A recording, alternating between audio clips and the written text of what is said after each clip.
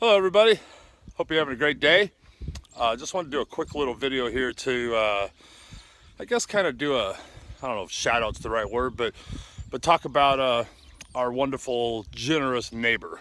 So in some of my other videos I have mentioned how when we first moved in here he would come over occasionally after a big snow and with his tractor, and he would plow our driveway and make a path out to the barn there behind me so that we wouldn't have to, we hand shoveled at that time, just got a snow thrower this year, don't have a plow, don't have a tractor. And so anyhow, over the couple of years we've lived here, we've got to know him. I've cut wood off his property, and we give him eggs from our chickens, you know, stuff like that, basically just, you know, neighborly stuff. And so anyhow, if y'all remember, if you've seen any of my videos around our woodlot, there's this old crabapple tree that kind of is about where I split wood. And when we moved in, it was in pretty sad shape. And, you know, we didn't, you know, we just left it. It wasn't really hurting anything. It wasn't in danger of anything. And anyhow, last year we had a pretty good storm come through and it broke a big chunk out of it. And it was pretty evident that, you know, it needed to come down. Two issues. One, it was surrounded by wood, cut firewood. I was behind on splitting. That was before we bought the wood splitter, and so I couldn't get to it to cut it down. And then two, it was pretty rotten. It was after that chunk broke out, it was real obvious to see that it had been, water had been getting down in through that, so the whole, you know, tree was rotten. It's probably, I had to guess, close to 18 inches across, maybe 20 inches. I mean, it's big enough that, you know, it could hurt you if you weren't careful dropping it. So it was always a concern. So anyhow, when I finally got caught up this late fall, winter, I guess, on all the wood, and now we're keeping up because we have the splitter, I could get to this tree to cut it down.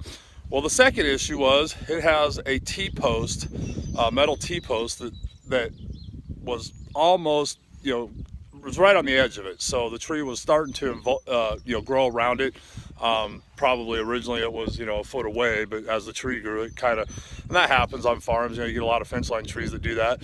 So for the way I wanted to cut the tree down, and because of the rot, could be a pretty dangerous situation. And then this post is in my way. And so anyhow, I get to my point, you know, just casually talking to, my neighbor. He came over to get some eggs the other day and was just, you know, we were just, you know, talking. And, anyhow, how about how I needed to get that tree down before, you know, summer got here, you know, before I just forget about it, I guess. And so he said, well, let me know, and he'd bring his tractor over and we could use the bucket to kind of secure it while I cut so that, you know, we could push it and do it the way we wanted. So I said, that's a great idea. Yeah, let's, you know, one of these weekends we'll get together and do that. Okay. So I go to work and I get a text message while I'm at work from my partner, Cindy, and, like, what happened to the tree? And she wanted to know, you know, how I got it down and this and that. And so I kind of laughed to myself. I said, well, I guess Ron, that's our neighbor, must have come over and did that. We talked about doing it, but I didn't know he was going to do it that day. So anyway, I just wanted to show you guys that. The main point of my video here is just to show you, you know, or talk about, you know, there really are good people in this world. And, you know, we've known each other since we've moved here. We've met each other right when we moved in, and so, you know, that neighborly thing, I guess, it pays to know your neighbors, and it doesn't hurt us to give him free eggs. He went out of his way to do things for us as far as, you know, using his tractor, and he's real generous that way. So he knows our situation, he knows what we're trying to do over here. And he's about a mile away. It's not like he lives next door. I mean, we're in the country. So he has offered many a times to, you know, to bring his tractor over and do the tasks that we can't do, you know, or would be difficult for us to do. Oh, sorry about that, you guys. Without, you know, the bigger equipment. So anyhow, here's a look at the tree. There it is behind me. Let me just change the camera and go. Hold on. So like I said, there's the tree, as you can see. So this right here is the stump.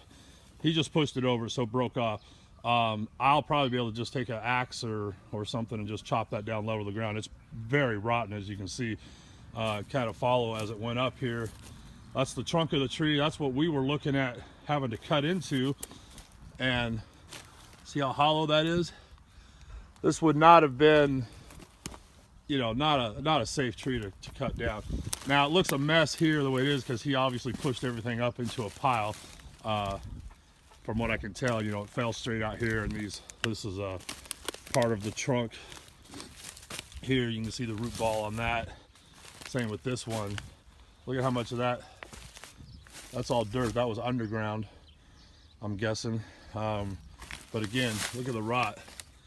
So this would have been a very precarious and dangerous. This is a branch, so this part here came from the ground. That's a root that was underground.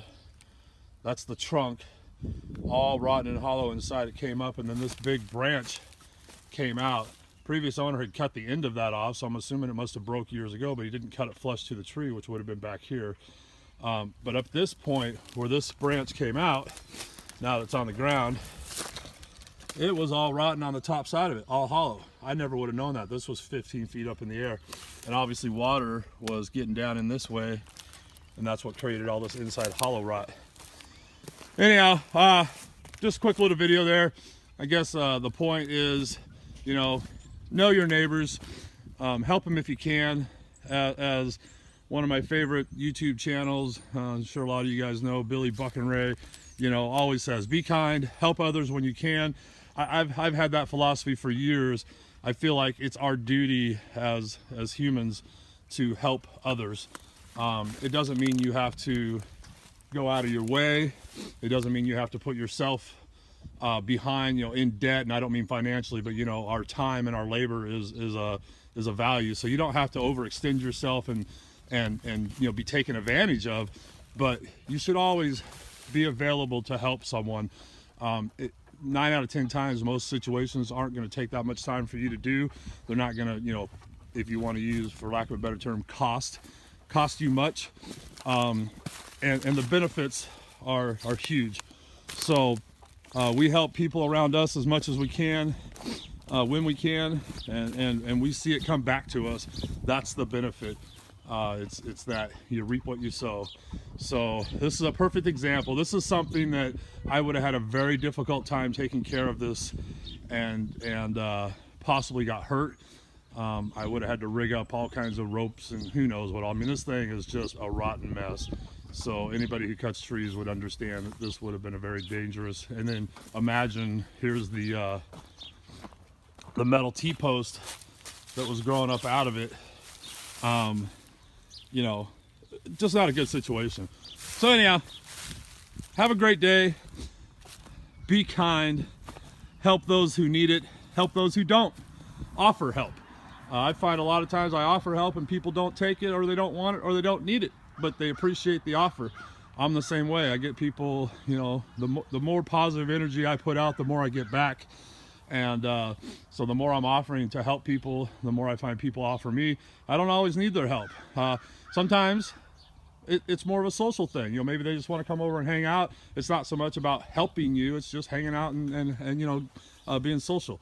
Other times it is about help. Other times it's just the offers on the table. So, you know, just take advantage of those situations and do what you can. So be good, be kind, be a human. You guys take care. Have a great day. We'll talk to you later now. Bye.